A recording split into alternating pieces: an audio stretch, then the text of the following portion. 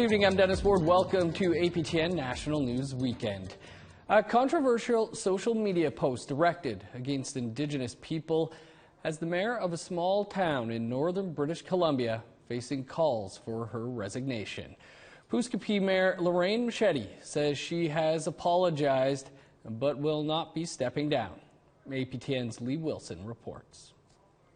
That is a terrible, terrible comparison. How dare you? This is Puskoopi City Hall meeting, where members of the City Council on February 22nd confronted Mayor Lorraine Machete's social media posts. One post last month was directed toward Indigenous people and said, "Don't want pipelines, yet they want to protect the land. Yeah, okay," with pictures of garbage on the front of houses in a community. An older post was brought up in the meeting where Machete compared herself to a Jewish person getting sent to a concentration camp due to Canada implementing a gun ban. On February 20th, the council removed Machete from official duties and asked for a resignation. They don't have the power to remove her. Richard Minnault, who grew up in Puskoopi, says the mayor should step down. Most of the people have come to the conclusion that no matter what she does from here on in, her behavior and her actions and her words cannot be swept under the rug, so to speak, which is what we get the impression that she's trying to do. Mayor Machete says the amount of backlash she has received in the community has turned into bullying. She admitted she made a mistake and apologized, and says she's planning to take a course on cultural sensitivity.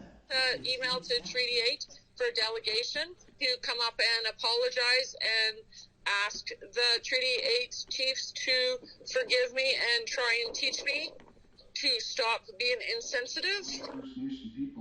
On March 1st, Puskoopi City Council and Treaty 8 First Nations had a Zoom meeting. Treaty 8 leadership on the call strongly condemned the mayor's posts as racist and demanded her resignation. But Mayor Machete plans to stay in office.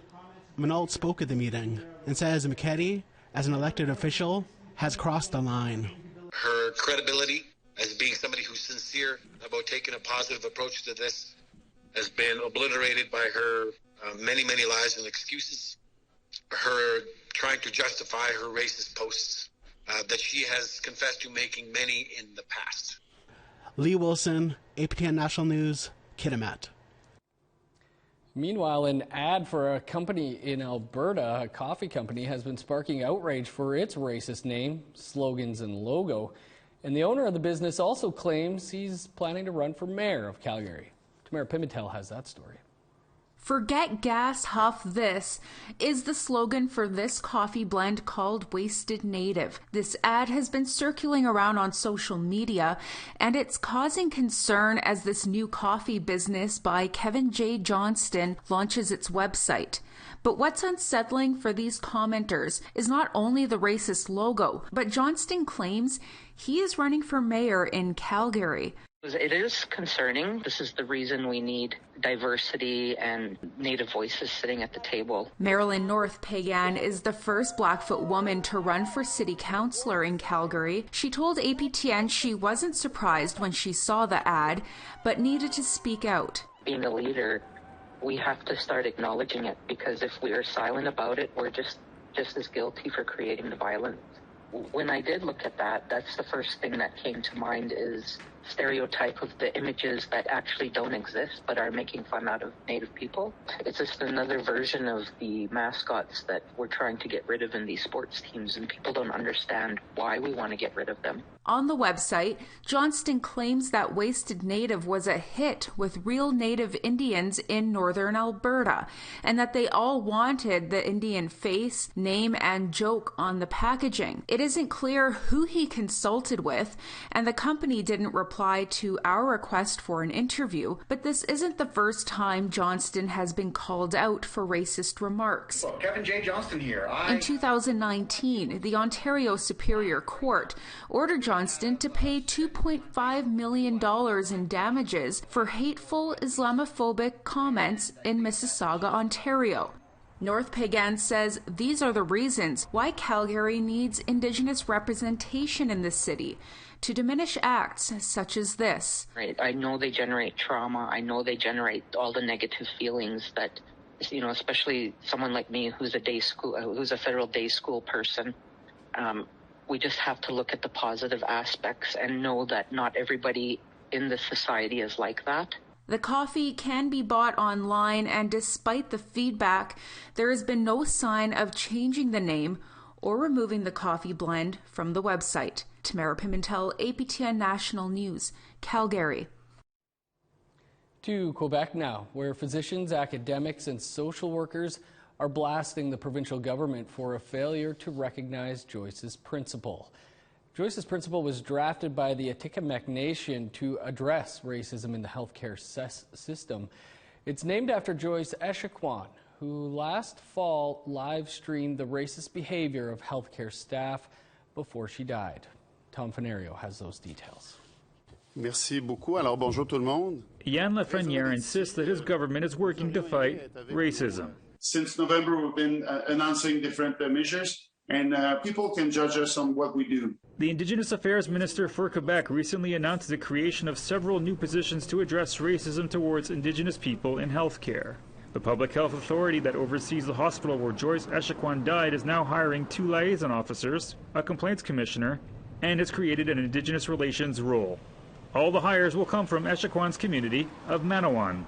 There is racism in Quebec. There are people that are racist, and that's the reason why we put in place measures to stop that. While the Quebec government recognizes that racism exists, they say systemic racism does not.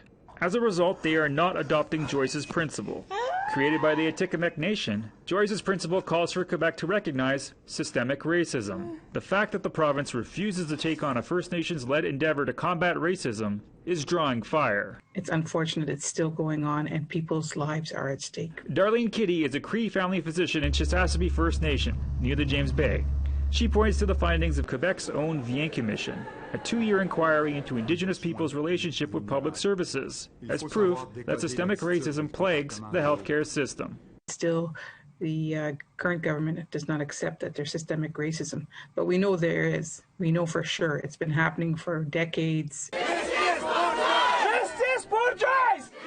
She's not the only one demanding the province recognize systemic racism. An open letter is blasting Quebec Premier François Legault for failing to adopt Joyce's principle. The letter, penned by Samir Shaheen Hussein, a Montreal pediatrician, calls the government's refusal harmful because systemic racism causes unnecessary suffering and, in extreme cases, quite literally kills people. For his part, Lafreniere says he was happy to read the letter.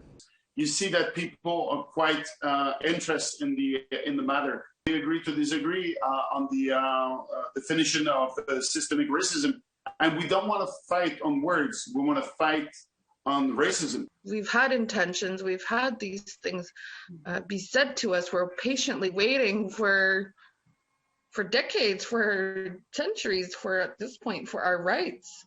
At one point, you tend to ask is, what exactly are we supposed to do in order for us to get this basic need? Alicia Tokiapik was the first Inuk woman to run in a provincial election in 2018. The Nunavut community worker says it's baffling that the province is continuing to deny the existence of systemic racism. The systemic racism that he denies shouldn't have gone this far to be dragging on where it's quite obvious it is existing, especially with Indigenous people. Meanwhile, the investigation into the circumstances surrounding Echaquan's death continues. Quebec's coroner has announced public hearings to begin in mid-May. Tom Fenario, APTN National News, Montreal. Time for a quick break, but stick around. There's more to come.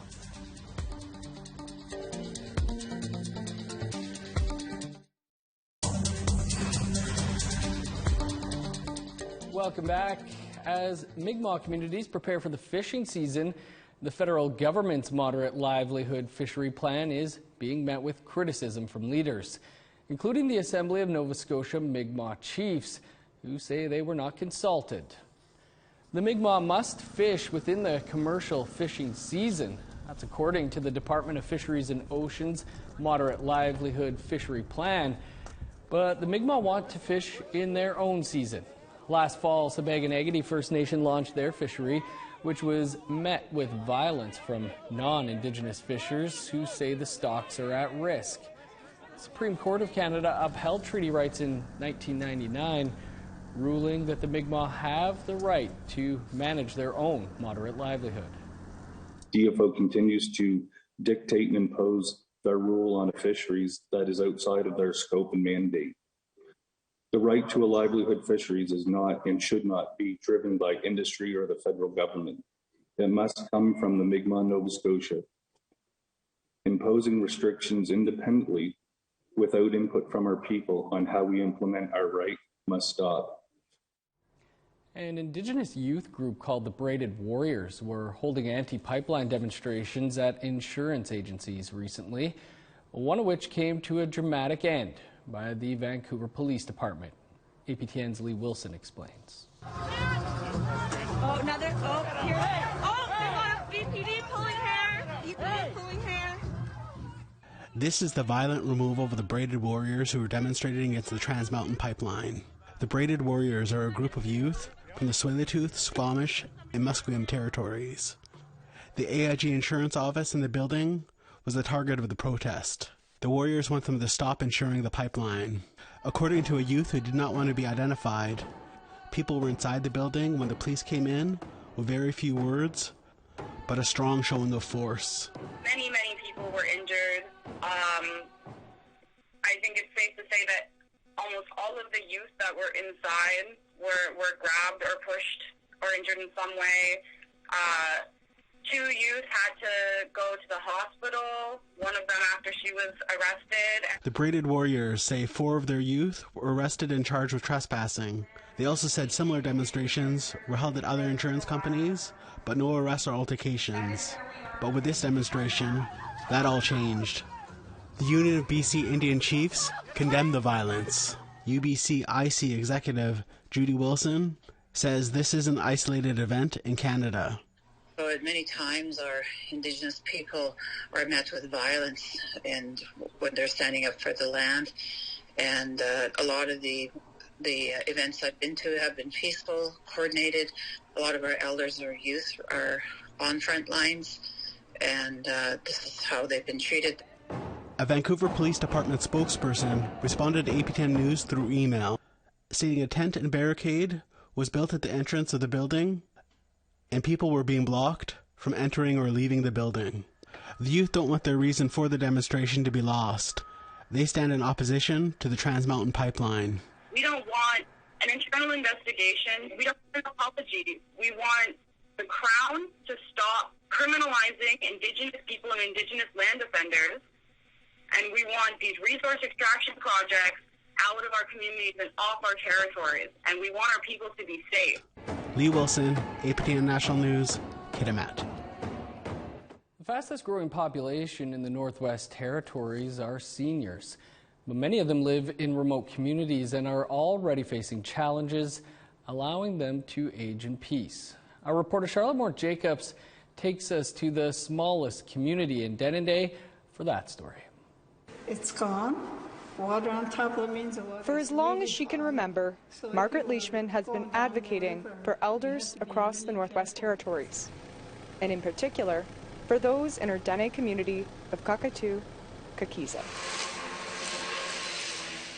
With a population hovering around 50, it's the smallest community in the NWT.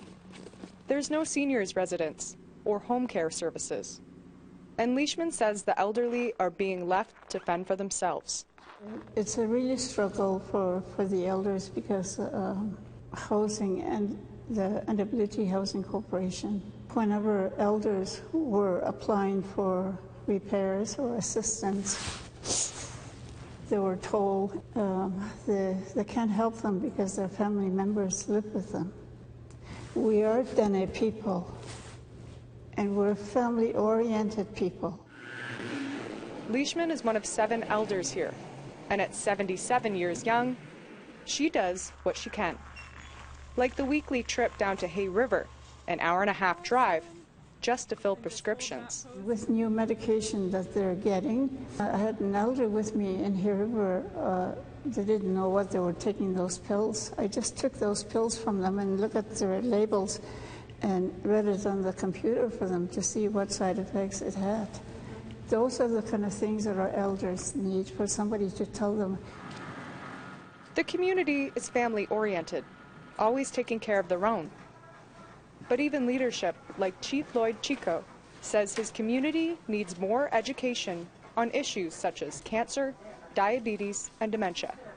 Subtle differences you notice in people and things like that. And then because we live out here, we're near a river and there's lots of trails that go all over the place.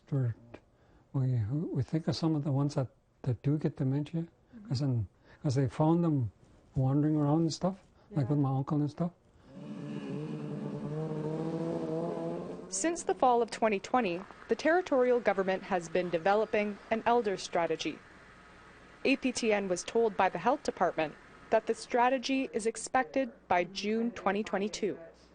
Executive Director of the NWT Senior Society, Suzette Bontre, says the challenges in Kikiza are representative of issues facing the territory as a whole. But the number of seniors is growing. It's more than doubled since 2003, and I think we have a lot of catch-up to do, both in supportive living, in all three really, and more services in the home, in supportive living and in long-term care. Even with seniors being the fastest growing population in the territory, Leishman sees the matter beyond statistics, caring for the elderly as a sign of respect.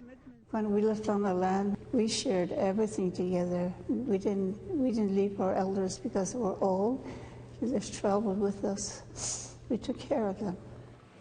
Charlotte Mort-Jacobs, APTN National News, Kikiza. Time now for another quick break, but stick around. There's more to come.